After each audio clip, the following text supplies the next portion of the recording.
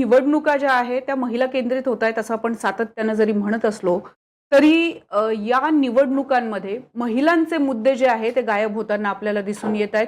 पुण्यावरनं प्राजक्ता या माझ्या बरोबर आहेत. प्राजक्ता, माझा आवाज येतोय तुम्हाला? हॅलो प्राजक्ता, माझा आवाज येतोय तुम्हाला?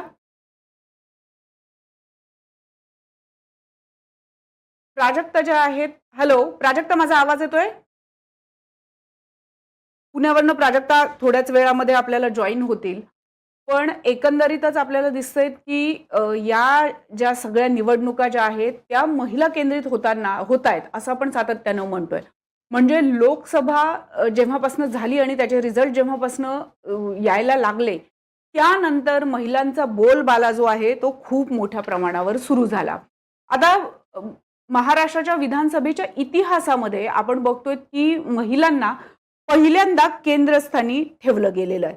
तर का ठेवलं गेलं याचा जर एक आपल्याला आढावा घ्यायचा असेल तर आपल्याला थोडंसं महिला मतदारांचा जनगणनेकडे आपल्याला थोडंसं वळायला लागेल. म्हणजे 2011च्या जनगणनेनुसार महाराष्ट्रामध्ये हजारी पुरुषांमागे 929 महिला मतदार होत्या. 2019 मध्ये हा रेशो जो आहे तो 925 पर्यंत जो आहे तो घसरलेला आहे. आणि 2024 मध्ये जर आपण पाहिलं तर हजारी पुरुष मतदारांमागे 936 महिला मतदार ज्या आहेत त्या वाढलेल्या आहेत. त्यामुळे आता तुमच्या लक्षात येत असेल, तुम्हाला असं वाटत असेल की जनगणना आणि या सगळ्याचा काय संबंध आहे, तर निश्चितपणे या सगळ्याचा संबंध अगदीच आहे. याचं कारण असं आहे की 2024 मध्ये म्हणजे सध्याच्या घडीला महाराष्ट्रामध्ये 4,67,96,269 महिला मतदार आहेत आणि याच्या अगदी विरोधात 5,22,0739 पुरुष जे आहेत ते मतदार आहेत. पण याचा जर आपण रेशो काढला तर महिला मतदारांची संख्या जी आहे ती वाढली गेलेली आहे. महिला मतदारांची संख्या वाढली गेल्यानंतर प्राजक्ता, तुमचं मत काय आहे की महिला मतदारांना आकर्षित करण्यासाठी ज्या काही योजना राबवल्या गेलेल्या आहेत किंवा राबवल्या जात आहेत किंवा ज्याची काही घोषणा केलेली असेल, अगदी महाविकास आघाडी असेल किंवा महायुती सरकार असेल, या घोषणांबद्दल तुम्ही स्वतः समाधानी आहात का?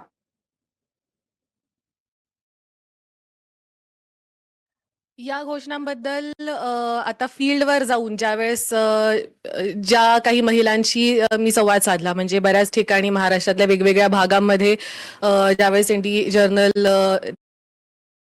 करायला गेलं किंवा त्याआधीही जेव्हा हा संवाद साधला जात होता, तेव्हा एक असं जाणवलं की बहुतांश भागांमधल्या महिलांनी हे फॉर्म भरले होते.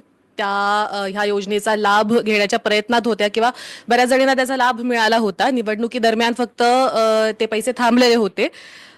या सगळ्या ह्याच्यात एकदा त्यांच्याशी चर्चा केल्यावर असं जाणवलं की अगदी एखाद्या कुठल्या पक्षाशी ज्यांची निष्ठा नाहीये किंवा ज्या पक्षाशी एखाद्या कुठल्या उमेदवाराबद्दल ज्या बोलत नाहीये त्या सर्व महिला जर सोडल्या तर ओव्हरऑल त्यांच्याकडे त्यांच्या बोलण्यातनं, त्यांच्या दृष्टिकोनातून असं लक्षात आलं की हे जे पैसे त्यांना मिळत होते त्यांना असं वाटत होतं की त्यांचं असं म्हणणं होतं की हे पैसे त्यांच्या हक्काचे आहेत, ते त्यांना मिळालेच पाहिजेत. पण ह्या पैशांवरनं कुणाला मतदान करायचं किंवा कुणाला मतदान करायचं नाही, म्हणजे असं बहुतांश महिलांचं असं होतं की त्याच्यावरनं त्यांचं मतदान ठरणार नाहीये. कारण एकतर लाडकी बहीण योजना जशी आली तसंच महाविकास आघाडीने सुद्धा महालक्ष्मी योजना जाहीर केलेली होती, ज्याच्यामध्ये सुद्धा त्यांनी असं म्हटलेलं होतं की 3,000 रुपये प्रति महिना ते देणार आहेत.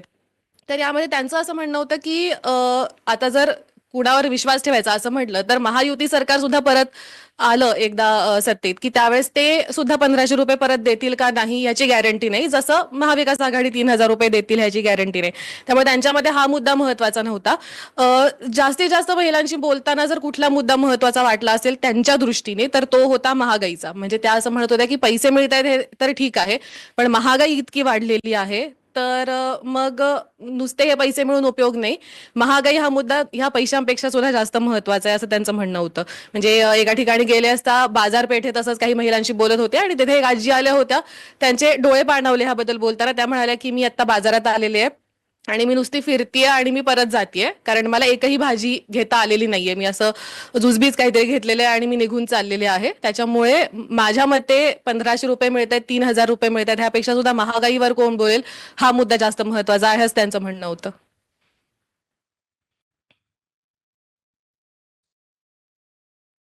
बघतोय की ज्या ज्या पद्धतीनं म्हणजे आपल्याला सांगता येईल की काही महिला खुश आहेत आणि काही महिला अजिबात नाहीयेत असं म्हणता येऊ शकतं. पण मला प्राजक्ता तुला एक प्रश्न विचारायचा आहे की याच्यामध्ये खरं तर आजवर कधीही महिलांना इतकं प्राधान्य दिलं गेलेलं होतं. म्हणजे ज्या विभागामध्ये पैसा किंवा निधी मागण्यासाठी फार जद्दोजहद करावी लागायची, त्या विभागाला सेंटरला ठेवून विरोधी पक्ष असेल, महायुती असेल, महाविकास आघाडी असेल, ह्या सगळ्यांनी जे आहे ते या विभागाला सेंटरला ठेवून घोषणा केलेल्या आहेत. एका बाजूला लाडकी बहीण नको असं म्हणत असताना, वाईट म्हणत असताना, दुसऱ्या बाजूला मात्र त्याच पद्धतीने आम्ही 3,000 देऊ असं घोषित केलेलं. ग्राउंडवर फिरताना तुला असं खरं वाटतं का की मत देण्यासाठीच्या ज्या काही या योजना आहेत याचा महिला खरोखरीच विचार करतायत आणि तो तटस्थपणे, म्हणजे घरातल्या पुरुषांच्या व्यतिरिक्त? कारण आपल्याला अनेकदा दिसतं की राजकारणावर प्राधान्याने चर्चा कोण करणार, तर पुरुष लोक करणार, म्हणजे ग्रामीण भागामध्ये असं सांगितलं जातं, बरोबर की नाही? पण आता महिला पुरुषांच्या विरोधात जाऊन मत देऊ शकतात असं तुम्हाला वाटतं का? हा मुद्दा अतिशय महत्वाचा आहे. म्हणजे गावागावामध्ये फिरताना स्पेशली आता जसं तू विचारलंस तर हे लक्षात आलं, की मगाशी पण मी जसं म्हणाले, की तटस्थपणे मतदान करणाऱ्या महिला एकतर खूप इझिली भेटत नाहीत. महिलांना बोलतं करणं फील्डवर हे सुद्धा खूप कठीण काम असतं. बऱ्याचदा त्या काहीतरी कामामध्ये बिझी असतात किंवा बाहेर जरी त्या असल्या, बाजारपेठेत असतील, अजून कुठं असतील, तरी सुद्धा त्यांच्याबरोबर जे पुरुष असतात बऱ्याचदा त्यांचं ते म्हणतात की त्यांच्याकडे बोट दाखवतात, म्हणतात की ह्यांना हे सांगतील जे काय असेल ते, किंवा त्यांच्यासोबतचे पुरुषच ते टेक ओव्हर करतात. ते असं म्हणतात की हा नाही, त्या नाही, आम्ही सांगतो. सो त्यांना बोलतं करणं सगळ्यात आधी खूप कठीण असतं. त्यांना बोलतं केल्यानंतर सुद्धा त्यांना हे प्रश्न विचारणं आणि ते प्रश्न विचारल्यानंतर त्यांच्याकडनं तशी ती ऑब्जेक्टिव्ह उत्तरं काढून घेणं हे कठीण असतं. पण मला हे नक्कीच जाणवलं ह्यावेळेस की ऑफकोर्स अशा सुद्धा बऱ्याच महिला भेटल्या ज्यांचं कुठल्या तरी पक्षाशी किंवा कुठल्या तरी उमेदवाराप्रती त्यांच्या मनात हे होतं की नाही, आमचं मतदान ह्यांनाच जाणार आहे. त्यातल्या काही जणींनी असंही सांगितलं, नाही आमच्या घरातनं आम्ही नेहमी ह्यांनाच मतदान करतो, किंवा आमच्या घरातनं आम्ही नेहमी ह्याच पक्षाला मतदान करतो, किंवा आम्ही सर्वजणी ह्यालाच करणार आहोत, अशा सांगणाऱ्याही बऱ्याच भेटल्या. मात्र त्याचबरोबर आता म्हणाले तसं अनेक अशा जणीही भेटल्या ज्या स्वतंत्रपणे असं सांगत होत्या की पैसे आम्ही घेतलेले आहेत हे, कारण तो ऑफिशियली व्यवस्थित अधिकृतपणे तो फॉर्म भरून ते आमच्या अकाउंटवर आलेले आहेत, ती सरकारी योजना होती, त्याचे पैसे आम्ही घेतलेले आहेत आणि आता ते निवडणुकीच्या दरम्यान ते पैसे बंद झालेले आहेत, नंतर ते मिळतील न मिळतील पण त्यावर आमचं मतदान ठरणार नाहीये असं ठामपणे सांगणाऱ्याही भेटल्या. आणि ह्या बऱ्याचशा महिला मला असं दिसल्या की ज्या कमावत्या महिला होत्या, म्हणजे कुठल्या ना कुठल्या सेक्टरमधल्या, नॉट नेसेसरीली की काहीतरी त्या व्हाईट कॉलर जॉब मधल्या महिला असतील, पण कामगार महिला असतील, बाजारपेठेत भाजी विकणाऱ्या एखाद्या कोणीतरी असतील, तर अशा महिला सुद्धा हे सांगत होत्या की फक्त पैशांवरून आमचं मत नाही ठरणार आहे. आम्ही बघतोय की आमच्या ह्या मतदारसंघात कोणी काम केलेलं आहे, किंवा आम्ही बघतोय की महागाईमुळे आम्हाला एवढे प्रॉब्लेम झालेले आहेत, आम्ही बघतोय की शेतीमध्ये आम्हाला काही आमचं मोठं नुकसान झालेलं आहे. तर या सगळ्या गोष्टींवर बोलणाऱ्या अनेक महिला भेटल्या आणि आता म्हणाले तसं त्या बऱ्याचशा कमवत्या महिला होत्या ज्या अशा महिला भेटल्या. कडे येते ज्या पद्धतीने प्राजक्ताने सांगितलं की अनेक वर्गामधल्या महिलाही आहेत. एका बाजूला आपण बघतोय की कामगार महिला असतील, दुसऱ्या बाजूने कमवत्या महिलाही असतील. नाही म्हणायला गेलं तर महायुती सरकार जे आहे या सगळ्यातून जे आहे ते महिलांना टार्गेट करायचा प्रयत्न केला गेला. बसचं भाडं जे आहे ते अर्ध्यावर महिलांसाठी हाफ तिकीट केलं गेलं आणि त्यानंतर मग आली ही लाडकी बहीण योजना. प्राजक्ता, मी तुझ्याकडे येते. तुला असं खरंच वाटतं का की या दोन्ही योजनांच्या निमित्ताने का होईना पण दोन्ही वर्गातल्या महिला ज्या आहे, म्हणजे आहे रे कॅटेगरीतल्या महिला आणि नाही रे कॅटेगरीतल्या महिला, या दोन्हीही ऍड्रेस केल्या गेल्या, नंबर एक. आणि नंबर दोन, ह्या सगळ्यामुळे किंवा काही अंशी का होईना, म्हणजे या योजनांच्या निमित्ताने का होईना पण काही अंशी का होईना, पण महिलांमध्ये राजकीय मत किंवा मला स्वतंत्र राजकीय मत आहे हे मांडण्याची किंवा चर्चा करण्याचं निमित्त जे आहे ते त्यांना मिळालं आणि ती चर्चा सुरू झाली. तुला हे वाटतं का? कारण तू अनेक महिलांशी बोलतेस, अनेक महिलांचा तू रिव्ह्यूही घेतला असेल. बरोबर. पहिल्या प्रश्नाबद्दल बोलायचं झालं तर नक्कीच म्हणजे हे हे ह्या ज्या योजना होत्या म्हणजे लाडकी बहीण योजना आलेली होती किंवा महाविकास आघाडीच्या मॅनिफेस्टोमध्ये जी महालक्ष्मी योजना जाहीर करण्यात आलेली होती किंवा अशा अजून महिलांना केंद्रस्थानी ठेवून ज्या काही योजना जाहीर करण्यात आलेल्या आहेत किंवा प्रॉमिस करण्यात आलेल्या आहेत त्याच्या सगळ्यातनं कुठंतरी असं वाटतं, असा भास नक्कीच होतो की महिलांना यावेळेस पूर्णपणे ऍड्रेस करण्यात आलेला आहे, महिलांना केंद्रस्थानी ठेवण्यात आलेलं आहे. पण ज्या प्रकारच्या या योजना आहेत म्हणजे मला असं वाटतं की बऱ्याच एक्सपर्ट्सनी सुद्धा यावर बोललेलं आहे की नुसतं एका प्रकारे नुसते 1,500 रुपये देऊन त्याचं पुढे काय, त्याच्यानी त्यांचं सस्टेनन्स शक्य आहे का, त्याच्यानी सस्टेनेबली त्यांना पुढची काही ग्रोथ होणार आहे का, पुढे त्यांना काही याची मदत होणार आहे का, ह्याची काही शाश्वती नसल्यामुळे हा एका अर्थाने हे निवडणुकीचं स्टंटच आहे हे दिसून येत आहे. आणि हे फक्त एक्सपर्ट्सना नाही तर मला असं जाणवलं की हे बऱ्याच महिलांना सुद्धा दिसून येत आहे.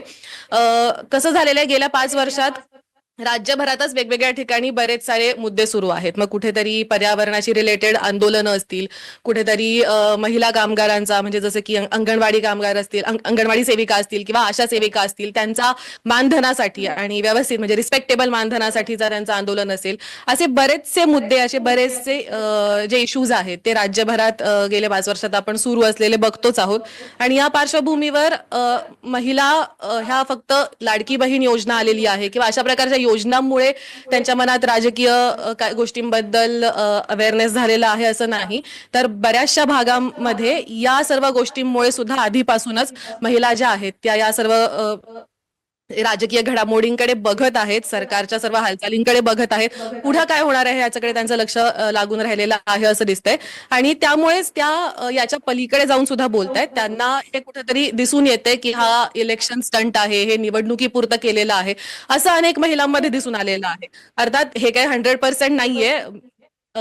ज्या अनेक महिलांशी संवाद साधला त्याच्यातल्या बऱ्याच महिलांमध्ये मला ह्याच्याबद्दलचा अवेअरनेस दिसला, पण बऱ्याच यांच्यामध्ये ऑफकोर्स जसं दुसरी बाजू सुद्धा असते की त्याच्यामध्ये त्यांना वाटतंय की ह्याच्यामध्ये आता त्या आलेल्या आहेत केंद्रस्थानी किंवा त्यांना इकडं महत्व मिळालेलं आहे पूर्णपणे. पण बऱ्याचशा महिलांचं अजूनही हे म्हणणं आहे की आम्हाला फक्त अकाउंटमध्ये पैसे टाकल्याने आम्हाला आमचे प्रश्न सुटतील असं वाटत नाहीये, त्यामुळे तो हे झालंय म्हणजे आम्हाला राजकारणात महत्व मिळालेलं आहे असं नाही, असं सर्वांचं म्हणणं आहे. अजून एक मेजर गोष्ट जी म्हणजे सुरक्षिततेचा प्रश्न महिलांचा हा मोठा उभा राहिलेला आहे. अगदी निवडणूक तोंडावर आली असता ज्या मोठ्या काही घटना घडल्या, महाराष्ट्रात जी बदलापूरमध्ये घटना घडली आणि त्याच्यानंतर महिलांच्या मनात तो प्रश्न, कारण ही न्यूजमध्ये आणि सगळीकडे याच्याबद्दल एवढी चर्चा झाली की आता निवडणुकीपर्यंत सुद्धा महिलांच्या ओठी ह्याबद्दल चर्चा होती, त्या ह्याबद्दल बोलत होत्या. त्यामुळे त्या हे पण म्हणतात की आमच्या सुरक्षिततेचं काय, की आम्हाला 1,500 रुपये दिले किंवा आम्हाला 3,000 रुपये दिले म्हणजे आमची सुरक्षितता एन्श्युअर होते का, तर नाही. तर हा मुद्दा सुद्धा त्यांच्या डोक्यात होता, त्यामुळे याबद्दल सुद्धा त्या नक्कीच बोलत होत्या. आणि त्यामुळे फक्त ह्या योजनांमुळे त्या राजकीय पटलावर त्यांना खूप महत्व प्राप्त झालेलं आहे असं त्यांना वाटत नाहीये, असं मला दिसलेलं आहे. आणि दुसरा प्रश्न मी विसरले, मला प्लीज परत सांगशील? अगदी मी हे म्हणत होते दुसरा प्रश्न की या निमित्ताने म्हणजे लाडकी बहीणच्या निमित्ताने का असेना पण राजकारणामध्ये खूप मोठ्या प्रमाणावर चर्चा झाली, महिलांची चर्चा झाली, पण या निमित्ताने का होईना पण महिला आपलं मत म्हणजे राजकीय मत जे आहे ते मांडायला सुरुवात करायला लागल्या किंवा लाडकी बहीणचं निमित्त मिळालं आणि त्यांना घरात किमान आपल्याला व्हॉइस आहे हे सांगायचं चान्स मिळाला. तुला असं वाटतं? नाही, मला नाही असं वाटत की फक्त ह्याच्यामुळेच त्यांना हे मत मांडायचा चान्स मिळाला, कारण अगदी काही महिन्यांपूर्वी लोकसभा निवडणुका सुद्धा झालेल्या आहेत आणि त्यावेळेस सुद्धा फील्डवर जेव्हा मी गेले होते तेव्हा सुद्धा अनेक महिलांशी वेगवेगळ्या भागातल्या राज्यातला संवाद साधला होता आणि त्यावेळेस सुद्धा त्या त्यांचं मत मांडत होत्या. त्यावेळेस सुद्धा त्या शेतीबद्दल बोलत होत्या, दुष्काळाबद्दल बोलत होत्या, त्या त्यांच्या मुलांसाठीच्या रोजगाराबद्दल बोलत होत्या. स्वतःसाठीच्या रोजगाराबद्दल एवढं बोलत नव्हत्या, ही थोडीशी खेदाची गोष्ट आहे. मात्र त्यांच्या मुलांसाठी, मुलांचं शिक्षण, मुलांचा रोजगार बेरोजगार ह्याच्याबद्दल त्या त्यावेळेस सुद्धा बोलत होत्या. त्यामुळे राजकीय मत त्या आधीपासूनच मांडत होत्या. त्यामुळे कुठेतरी राजकारण्यांना असं वाटत असेल की ह्या योजना आहेत आणि ह्या योजनांच्या मार्फत ते महिलांना जास्त त्यांना पॉलिटिसाइज करण्यात सक्सेसफुल झालेले आहेत. तर असं हा त्याचा अर्थ नाही. इनफॅक्ट मला असं वाटतंय की कुठेतरी त्यांना भुलवण्याचा जो प्रयत्न करण्यात आलाय तर तो सध्या तरी जे काही माझं ऑब्झर्वेशन राहिलेलं आहे ग्राउंडवर त्याच्यामध्ये ते काही मोठ्या प्रमाणात त्यांना यश मिळालेलं नाहीये. महिला अजूनही त्यांच्या समोरचे जे प्रश्न आहेत एक महिला म्हणून आणि तसंच एक नागरिक म्हणून त्याच्याबद्दल त्या बोलतायत. त्या आधीही बोलत होत्या आणि आता त्या अजूनही जास्त बोलत असताना दिसत आहेत. एकंदरीतच मला असं वाटतं की कदाचित महिला ज्या आहेत त्या पथदर्शी ठरू शकतील की कुठल्या पद्धतीनं राजकीय नेत्यांना मत दिलं पाहिजे किंवा कुठल्या पॅरामीटर्सवर या सगळ्या लोकशाहीच्या उत्सवाचा विचार केला पाहिजे. पण असं जरी असलं तरी दोन्ही बाजूचे जाहीरनामे जर आपण पाहिले तर त्या जाहीरनाम्यांचा जर अभ्यास केला तर तुला स्वतःला पर्सनली असं वाटतं का की महिलांचे जे मुद्दे आहेत, अर्थात महिला ज्या आहेत त्या समाजापासून काही वेगळ्या काढून आपल्याला कळणार नाही. रस्ते चालतात त्यावर पुरुषही चालतात, महिलाही चालतात. दिवे जे आहे त्याचा उपयोग पुरुषांनाही होतो, महिलांनाही होतो. पण तुला खरोखरीच असं वाटतं का की जाहीरनाम्यांमध्ये महिलांना सेंट्रिक ठेवलं गेलेलं आहे?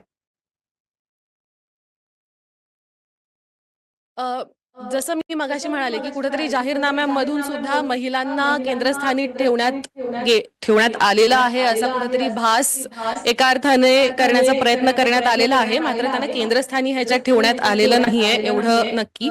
कारण बऱ्याच आपण हे बघतो की ह्याच्या आधी अशा प्रकारच्या चर्चा अनेकदा झालेल्या आहेत की महिला सेंट्रिक म्हणजे काय, तर मग फक्त महिलांना लागू होणारे प्रश्न मग ते काय असतील. मग तो स्वयंपाकघराचा प्रश्न असेल, मग तो अशा प्रकारचे प्रश्नांवर जास्ती भर दिलेला गेलेला दिसतोय. मात्र गॅस बाकी ज्या सिलेंडर, गोष्टी महिला आहेत, म्हणजे गॅस त्याचा सिलेंडर. रोजगाराचा मुद्दा आहे. येस, सॉरी, हा रोजगाराचा जो मुद्दा आहे तर रोजगाराचा मुद्दा हा महिलांसाठी सुद्धा तेवढाच हा महत्वाचा आहे. म्हणजे नुकतंच बेरोजगार नामा हे नीरज हातेकर आणि आकाश सावरकर या दोघांचं जे पुस्तक आलेलं आहे त्याच्यामध्ये त्यांनी हे म्हटलेलं आहे की लेबर फोर्स मधला महिलांचा जो वाटा आहे तर तो अगदी लक्षणीयरित्या कमी झालेला दिसतोय महाराष्ट्रातला. तर हा जो मुद्दा आहे तो अतिशय महत्वाचा आहे. मग महिला का सक्रिय होऊ शकत नाहीयेत कामात, तर त्याच्या समोरच्या काय अडचणी आहेत, त्याच्या समोरचे काय प्रश्न आहेत, तर ह्या सर्व ज्या गोष्टी आहेत त्या कुठल्याही मॅनिफेस्टोमध्ये आपल्याला ऍड्रेस केलेल्या दिसत नाहीयेत. सुरक्षिततेचा प्रश्न एक जो असेल तर त्याच्याकडे कुठेतरी सेन्सेशनल दृष्टीने बघितलं जाते. मात्र संवेदनशीलरित्या ऍक्च्युली सुरक्षिततेच्या प्रश्नावर काय उपाययोजना करणं गरजेचं आहे हे कुठल्याही मॅनिफेस्टोमध्ये आपल्याला तशा प्रकारे हँडल केलेलं दिसत नाही. त्यामुळे मला असं वाटतंय की कुठेतरी असं हा भास निर्माण करायचा प्रयत्न करण्यात आलेला आहे की ह्या मॅनिफेस्टोजमध्ये महिलांना केंद्रस्थानी ठेवण्यात आलेलं आहे, पण तसं काही दिसत नाहीये. म्हणजे रियालिटीमध्ये तसं काही दिसत नाहीये. अगदीच महिला बेरोजगारीचा प्रश्न जो आहे तो खरं तर खूप महत्वाचा आहे. कोरोना काळामध्ये जर आपण आकडेवारी पाहिली तर आपल्या लक्षात येतंय की अधिकतर घरातले कर्ते पुरुष गेल्याची आकडेवारीमध्ये तुम्हाला दिसून येते. त्यामुळे घराची फॅमिलीची जी काही जबाबदारी जी आहे ती त्या महिलेवर ऑटोमॅटिक पडलेली आहे असं आपल्याला दिसून येतंय. म्हणजे कुठल्याही, आणि यामध्ये सगळ्यात महत्वाचं होतं की कोरोना कालावधीमध्ये महिलांच्या बेरोजगारीचं प्रमाण हे जास्त वाढलं. कारण अर्थातच मोबिलिटीचा एक मोठा प्रश्न होता. त्या बरोबरीनं दोघांपैकी कुणाचा रोजगार सोडायचा तर तो पहिल्यांदा महिलेचा रोजगार सोडला जातो. हे काही म्हणजे हे जगत मान्य आहे असं म्हणायला हरकत नाही. कारण त्यामुळे आपल्याला महिला बेरोजगारीचं प्रमाण जे आहे ते खरं तर कोरोना कालावधीनंतर स्पाइक झाल्याचं आपल्याला दिसून येतं. पण या स्पाइक रेटवर कुठल्याही पक्षाने काम केल्याचं आपल्याला दिसून येत नाही. आणि त्यासाठी आपल्याकडे असलेली आकडेवारी जी आहे ती मला असं वाटतं जास्त बोलकी आहे. जुलै ते सप्टेंबर 2024 मध्ये शहरी महिलांमधलं बेरोजगारीचा दर जो आहे हा तिमाहीतील 8.6% 8.4% जो आहे तो घसरलेला आपल्याला दिसून येतोय. आणि या बरोबरीनं शहरी महिला बेरोजगार ज्या आहेत त्या खूप मोठ्या प्रमाणावर वाढल्याचं आपल्याला दिसून येतंय. जेंडर गॅप रिपोर्ट जो आहे तोही आपल्याला दिसून येतोय. याच्यामध्येही अनेकदा सांगितलं गेलेलं आहे की जोपर्यंत महिला ज्या आहेत त्या वर्क फोर्समध्ये अधिकाधिक प्रमाणात येणार नाही तोपर्यंत आपला जीडीपी काही वाढणार नाही. अशा पद्धतीचे अनेक रिपोर्ट्स, राष्ट्रीय आंतरराष्ट्रीय रिपोर्ट येऊनही या विधानसभेमध्ये याची कुणी दखल घेतली नाही. हे खरं तर आम्हाला दोघींनाही, मला असं वाटतं प्राजक्ता याच्याशी नक्कीच सहमत असेल. कारण केवळ 6 ते 7 टक्के महिला उमेदवार ज्या आहेत त्या रिंगणामध्ये आपल्याला दिसत आहेत. त्यामुळे इतर वर्ग हा महिलांना किती न्याय देऊ शकेल याच्यावरही एक खूप मोठं प्रश्नचिन्ह उभं राहिलेलं आहे. या सगळ्याच्या निमित्ताने का होईना, म्हणजे निवडणुकांच्या निमित्ताने पण का होईना, मला असं वाटतं महिला प्रश्नांवर चर्चा न होता केवळ योजनांवर चर्चा झालेली आहे. आणि हे अतिशय खेदाने आम्हाला सांगायला लागतंय. महिला मतदार मोठ्या झालेल्या असतील, संख्येनं मोठ्या झालेल्या असतील, पण त्या विचारांना हळूहळू परिपक्व होत आहेत. हे राजकीय पक्षांनी जे आहे ते विसरता कामा नये आणि महिलांना केवळ केंद्रस्थानी योजनेसाठी ठेवू नका, तर त्यांना नक्की काय हवंय याचा आढावाही घेण्याचा प्रयत्न करा.